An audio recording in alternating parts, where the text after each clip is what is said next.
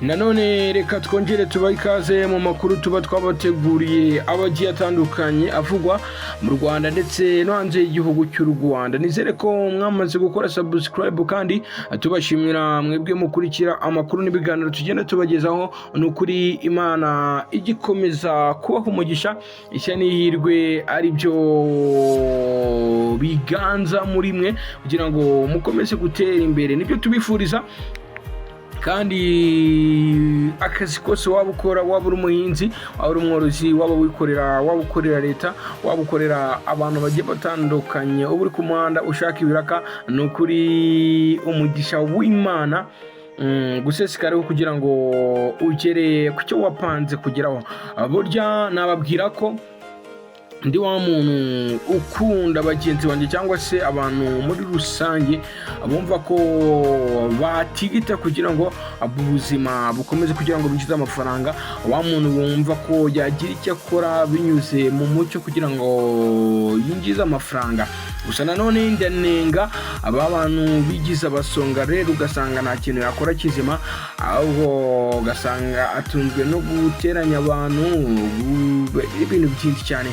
N'ubusore nabonye ngo butunzwe no gupfubura ibyo bintu ntabwo ari ibintu by'umunyarwanda, ntabwo ari ibintu by'umutima wa muntu. Mu by'ukuri ikiza no kubakora ibintu binyuze mu mucyo kugira ngo winjize amafaranga.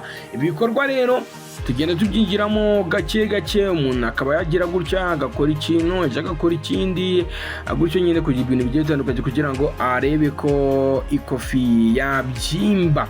Andi umuntu nawe rero akaba ageze kure imyitozo yo guhatanira umudale muri Kigali International Peace Marathon.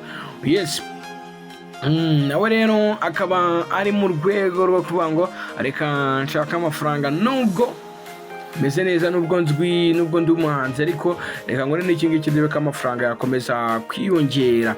Andi umuntu uri muhanzi bafite abakunzi batari bake, yemeje ko ageze kuri imyiteguro yo kuzahatanira umudali mu isiganwa mpuzamahanga ryo ku maguru Kigali International Peace Marathon rizaba ku nshuro ya 18 tariki 11 Kamena 2023.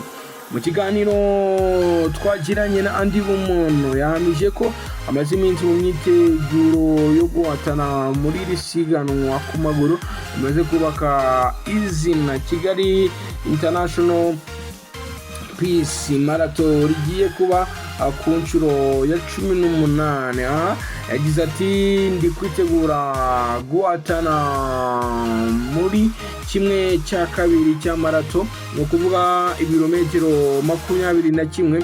Ndashaka umudari, ntabwo nshobora gukinisha kwiyandikisha nzi ko ntazahatana. Andi umuntu avuga ko atari gushaka kwitabira Kigali International Peace Marathon gusa, ahubwo ari mu myiteguro ikarishye yatuma anegukana umudari. Ibi nibyo nahoze mbabwira, nyaboneka nawe ngaha wakitegura ukaba wajyamo, ni ibintu byoroshye cyane, aho kugira ngo ubu uri wa musore, wa muntu ufite imbaraga, utunzwe no kwambura abantu utwo baruhiye bavunikiye, nta n'ubwishiro wazaribona, nta n'ubuzima bwiza wagira, usanga n'ibitekerezo bibi, uhorana agahinda, nta byishimo wagira. Akaba mu bagira inama yo gukora ibintu byiza. Uyu muhanzi ahamya ko aho ageze imyitozo hamuha icyizere cyo kuzitwara neza nubwo agikomeje imyitozo. Uyu mwaka iri rushanwa rizitabirwa n'abakinnyi bakomeye barimo umunya Ethiopia Maruhabati Sega wegukanye umwanya wa kabiri muri Copenhagen Marathon, ndetse akaba yaritwaye neza muri Hangzhou Marathon Champion. Hari kandi Berhan nawe ukomoka muri Ethiopia, Eric Kiprono Captain wo muri Kenya, ndetse na Melhau Kesete ukomoka muri Eritrea. mu basiganwa igice cya marato ari nacyo andi bumuntu azitabira ibirometero 21 na metero 98, uwa mbere mu bagabo mu bagore azahabwa ibihumbi 5 by'idolari, ndetse mu manyarwanda akabasaga miliyoni 5 n'ibice 5. hagati aho mu gihe mu mwaka ushize yari amadolari 2,500. wa kabiri azabona 4,000 by'amadolari, wa gatatu abwiye 3 by'amadolari, mu mwaka ushize yari 2 by'amadolari ku wa kabiri, ndetse n'1,500 by'amadolari ku mukinnyi wabaye uwa gatatu. kuva ku mwanya wa 4 kugeza ku wa 8 bazabona 2,000, 1,800, 500 ndetse na 400 mu madolari. mu gihe umukinnyi uzegukana marato mu bagabo n'abagore azahabwa ibihumbi 20 by'amadolari, asaga miliyoni 22 by'amafaranga y'u Rwanda. mu gihe 2022 abayukanye bahawe ibihumbi 4 by'amadolari. uwa kabiri azahabwa ibihumbi 15 by'idolari, naho wa gatatu atware 7,500.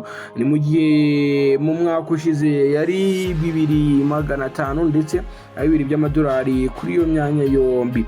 ibihembo ku mukinnyi wa 4 byageze ku 5 by'amadolari bivuye ku 5 cy'amadolari, naho ku wa 5 biba 3 by'amadolari bivuye ku 1,000 cy'amadolari.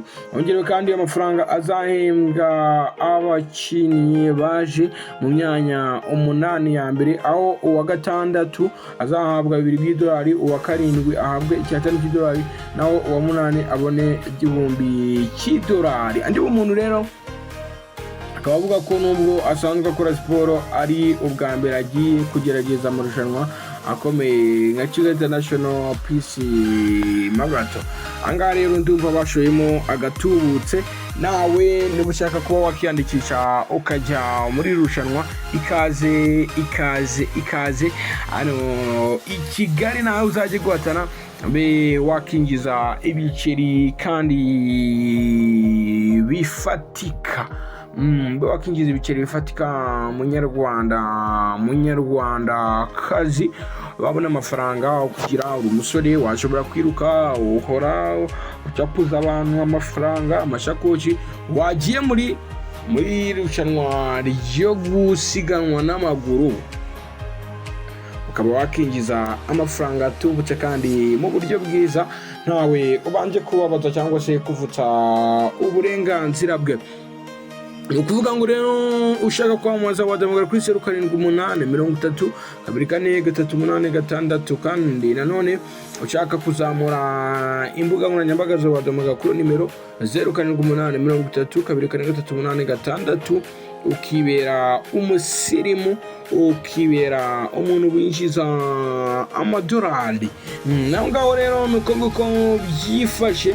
mbabwira ko babwire guki mukomeze kugira ibihe byiza, amahoro, ituze ndetse n'umunezero biganze mu buzima bwanyu. wadukurikira kuri Facebook Ragaraze Africa, Twitter Ragaraze Africa, Instagram Ragaraze Africa. mukomeze kugubwa neza.